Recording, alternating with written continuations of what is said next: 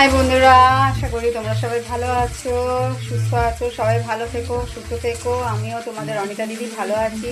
তো বন্ধুরা চলো, আজকে আমি ছোট্ট একটা মিনি ব্লগ নিয়ে চলে আসলাম রান্নার। তো আমার ঘরোয়া রান্না তোমাদের সঙ্গে শেয়ার করব।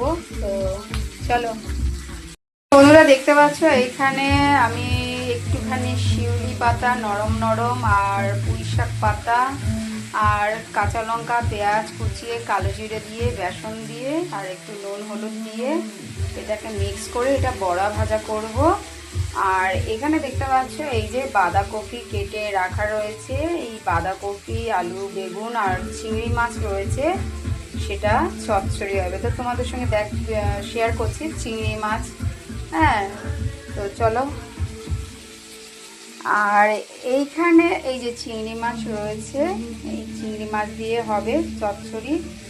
আর এইখানে দেখছো বন্ধুরা মাছ ভেজে রেখেছি, তো সেই মাছ দিয়ে। আর এইখানে দেখতে পাচ্ছ আলু আর উচ্ছে করে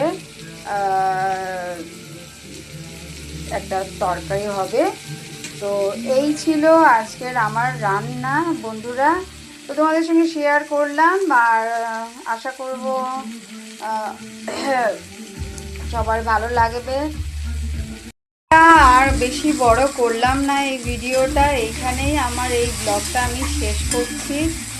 তো চলো বন্ধুরা, আর আমার এই রান্না নর্মাল তো তোমাদের সঙ্গে শেয়ার করলাম। তোমরা জানিও অবশ্যই কমেন্টে যে তোমাদের কেমন লাগলো আমার রান্না।